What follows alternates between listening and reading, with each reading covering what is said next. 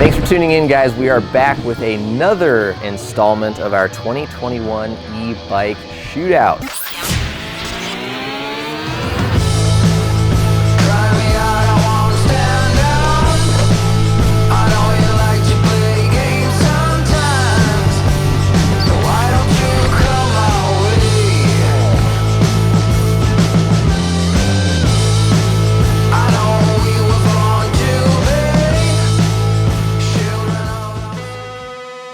Today, we are going to be going over the Intense Tazer Pro.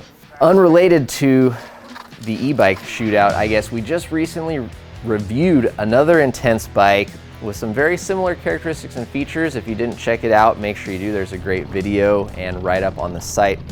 And that is a bike that we really liked, especially Cole, who was kind of the primary tester on that. And the only reason I bring that up is he was determined to try to save this Tazer Pro in our shootout. He was so happy with how that bike performed that when this thing just didn't do what we were hoping it would do, he kind of took it personally and was like, it doesn't make sense why it's not matching this other bike I just rode. So the Intense Tazer Pro retails for $74.99. It is a 155 rear, 160 eMTB, and it weighs in at a light 50.4 pounds. Definitely one of the lightest on test, and something that made it pretty fun to get up and over terrain, change directions, etc. Our test bike came with a Fox 38 factory float E-tuned fork, a Fox DPX2 factory rear shock, and is built around the Shimano EP8 drive unit.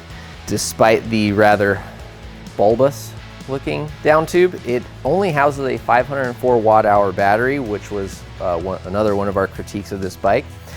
It features a Shimano XT brake set with 203mm rotors, which are awesome, Shimano SLX 12-speed drivetrain, and a Fox factory transfer dropper post. The Intense Tazer Pro is a mullet setup, which means it has a 29-inch front, 27.5-inch rear. Once again, we spec'd all of the bikes in the test with a set of Schwalbe tires with a Big Betty rear, Magic Mary front, as they were our test tire, to really let us kind of eliminate as many variables as possible. Size large that we had a reach of 475, 632mm stack height with a 1,260mm wheelbase, 450 chain stays, and a 347mm bottom bracket height. The seat tube angle was 75.4 degrees and a 64.9 degree head tube angle give the bike a pretty solid feel all around. Our team were very happy with how the bike felt. 475's our golden number for the reach, at least for most of us, I should say. And head tube, seat tube angle did a nice job of balancing, you know, climbing efficiency, nimble handling, and still giving us the confidence to kind of go downhill fast. So despite a baller build, dialed geometry, which we all really loved, it corners well. The suspension tune in the rear just isn't there.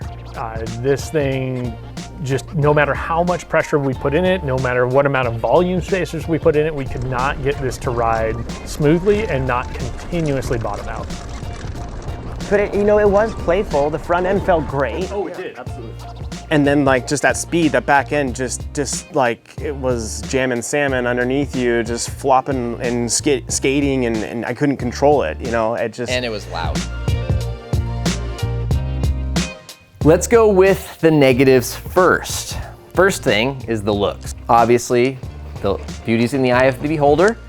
Our team, I think, unanimously agreed that this was probably our least favorite looking bike, or one of, out of that shootout. Second, battery size 504, as I critiqued earlier, and we talked about with the Canyon torque. I think for most of our team and most riders we know, a small weight penalty to be able to get more laps and more miles in is well worth it.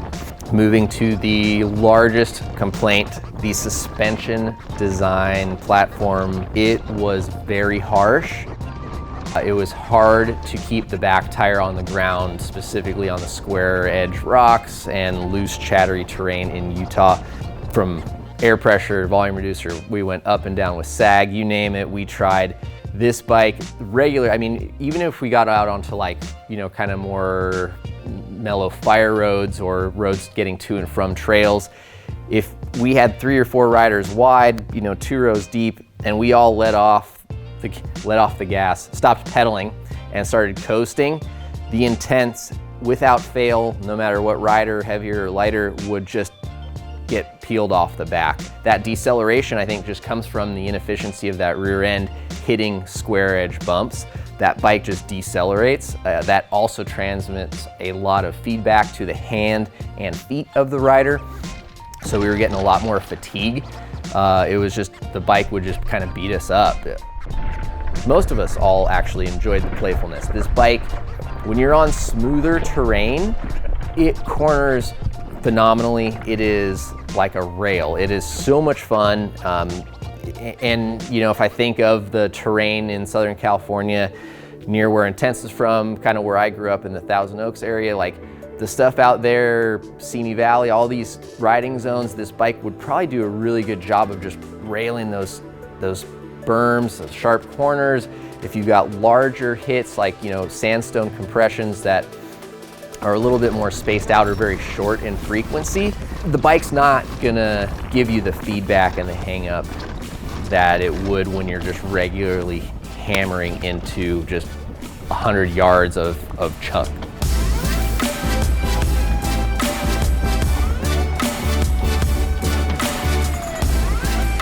Other things that we liked about this bike beyond the cornering and the playfulness were the geometry. Again, the bike, it feels good. When you're on this bike, you know, when you're in that attack position and you're going fast, you're kind of coming through smoother trails, it just feels good. It makes you want to snap the rear end. It makes you want to find lips and stuff to yank off of and just send it. So it does do a lot of those things really well. You know, we had some fun on this bike. It just was not the right tool for that application. And granted, some people might not live in an area where tons of rocks and really rough square edge chattery terrain exists. And if that's the case and you're looking for something with these kind of geo numbers, the 504 battery doesn't bother you, it could be a great option. But for our riding style, where we ride and what we like to do, it was not high on our list of recommendations for those applications. So that, folks, in a nutshell, is the Intense Tazer Pro. Please be sure to stay tuned for our roundtable discussion where we put the Intense Tazer Pro in the mix with the other 12 bikes from the shootout and let you know where it stacks up. Thank you guys for tuning in. We appreciate it, and we'll see you guys out on the trails.